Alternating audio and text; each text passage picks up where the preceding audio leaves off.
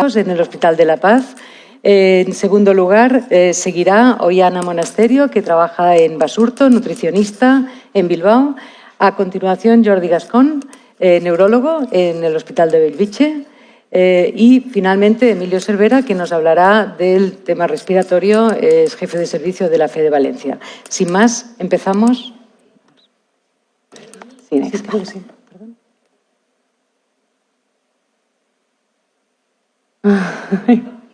Por ir deprisa. Ya. Bueno, quería dar las gracias lo primero a la Fundación Luzón por invitarnos a estas jornadas.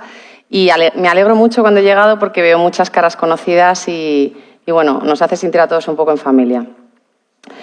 El trabajo que voy a presentar lo realizamos conjuntamente mi compañera Pilar Carbajo en el Hospital Carlos III y yo. Vamos a ver si con lo que voy a hablar queda un poquito clara la figura de gestión de casos que estamos viendo además durante toda la jornada de hoy, que es bastante importante. Lo primero, ¿qué es un gestor de casos? Pues es una figura cada vez más relevante que afortunadamente se está dando mucha importancia, sobre todo en este tipo de patologías, ¿no? Antes eran patologías más crónicas, con enfermeras de enlace, pero ahora se está diseñando cada vez más la figura de la enfermera gestora de casos. La ELA es una enfermedad, como sabemos, con múltiples manifestaciones muy variadas, en cuyo manejo se implican diferentes profesionales. Y para coordinarse de manera óptima es imprescindible la figura de la enfermera gestora. Bueno, un gestor de casos, ¿para qué? Esta ilustración refleja muy bien lo que ocurriría en cualquier empresa en ausencia de coordinación. Es un proceso de organización, como hemos visto, sin gestión coordinada. Por mucho que cuentes con muy buenos profesionales y muy buenos departamentos, si no existe un buen hilo conductor, el resultado no será lo que requiere el cliente, en este caso el paciente. El modelo de gestión de casos es un sistema de atención al paciente con ELA con el fin de dar una respuesta de calidad a la atención global mediante la asesoría y gestión estructurada en un tiempo corto, teniendo en cuenta que la enfermedad evolucionará rápidamente en la mayoría de los casos. Bueno, por todas estas manifestaciones clínicas que os he hablado y que hemos oído durante todas las jornadas, decir 4 pinceladas de ellas un poco para que nos empape bien y veamos la necesidad de esta coordinación.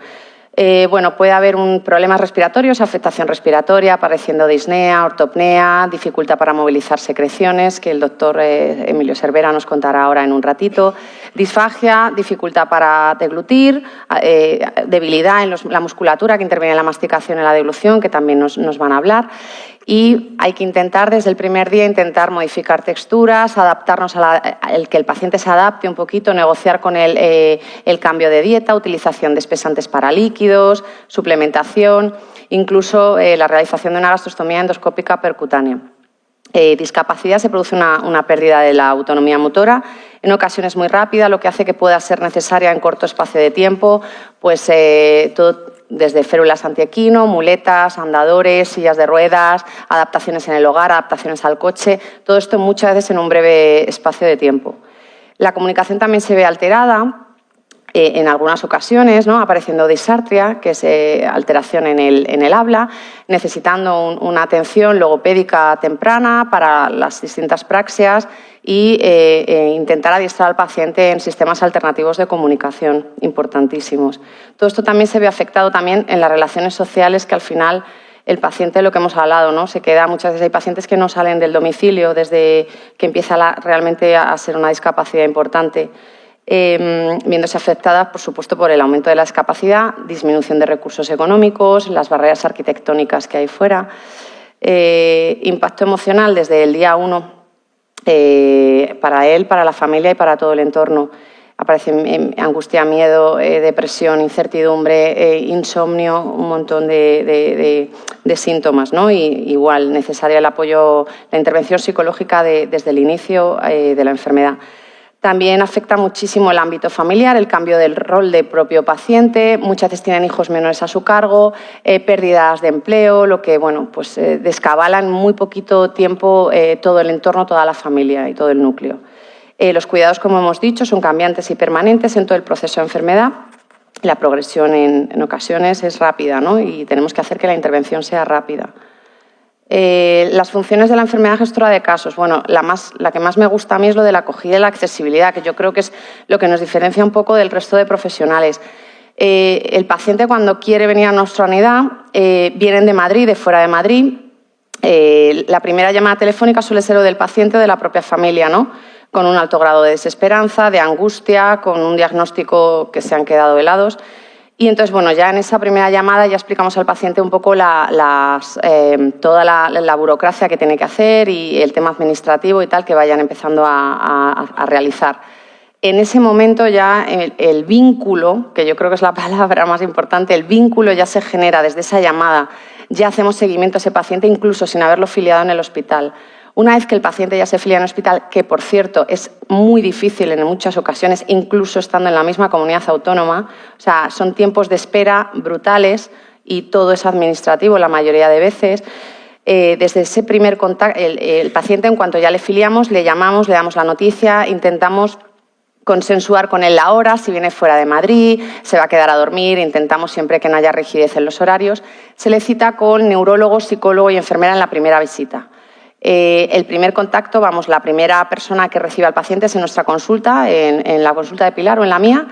Y bueno, vamos ya explicando un poquito al paciente cómo va a resultar la mañana y después de haberle visto, pues un poco consensuamos qué resto de visitas de profesionales va a necesitar el paciente para siguientes veces. Siempre intentamos que sea en el mismo día, incluso 7 o 8 visitas en el mismo día, y eso requiere una coordinación de todo el equipo tremenda y mucho esfuerzo, sobre todo mucho esfuerzo. Y casi siempre las hacemos programadas, pero entendemos que hay mucha necesidad de demanda en estos pacientes. Entonces, tenemos consulta programada y consulta a demanda. Pilar y yo estamos de lunes a viernes a tiempo completo, con el teléfono de 8 a 3, con el mail desde el primer día, el teléfono, incluso el teléfono personal. Y bueno, creemos que esto funciona, a nosotros no nos cuesta mucho y al paciente le supone la vida.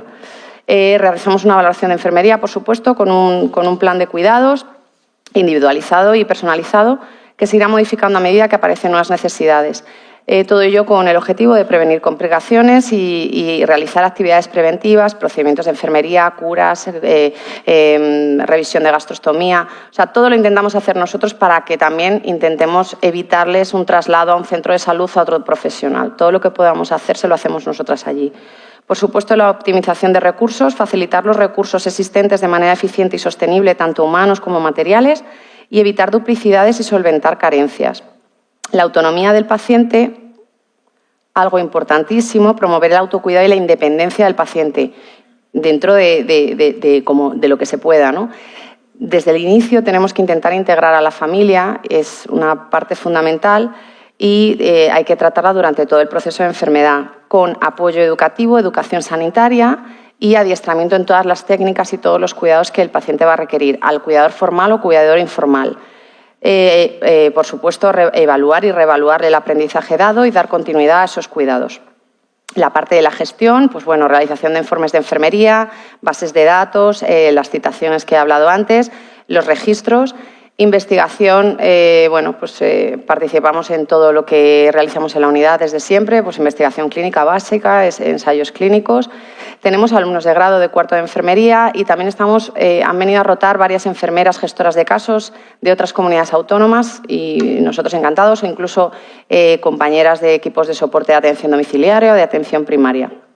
Coordinar los equipos, los propios, por supuesto, y los externos también, con otros neurólogos, asistentes sociales, médicos de familia, trabajadoras sociales. Bueno, agilizar intervenciones con los profesionales cuando sea necesario, si hay que adelantar a los problemas, situaciones evitables. Somos un poco la figura del mediador. A mí me gusta, ¿no? Mediamos un poco entre todo el sistema sanitario, nuestro equipo y con el paciente. Somos la persona un poco que media, ¿no? Y luego comunicación con el equipo diaria, constante, semanal, mensual. Siempre lo hemos hecho así desde que la unidad del Carlos III empezó a funcionar y seguimos haciéndolo. Somos realmente un equipo y la comunicación es básica y fundamental. Bueno, ahora mismo la unidad de La Paz Carlos III está integrada por 3-4 neurólogos, que es la figura, por supuesto, de referencia en esta enfermedad, 2 gestoras de casos, auxiliares de enfermería, psicólogos, neumólogos, 2 paliativistas, rehabilitadores, endocrino, nutricionista, neurofisiólogo, trabajador social. Lo único, tenemos también la planta hospitalización por si hay alguna eventualidad o algún paciente o para realización de gastrostomía endoscópica percutánea, lo hacemos en La Paz. El paciente ingresa o en la unidad de cuidados paliativos o para control de síntomas o cualquier cosa que pueda surgir, y en la planta 12 en neumología. Tenemos la reunión de equipo los lunes de 2 a la hora que sea para intentar poner un poquito de la temperatura de la unidad. Y ya está. Muchas gracias.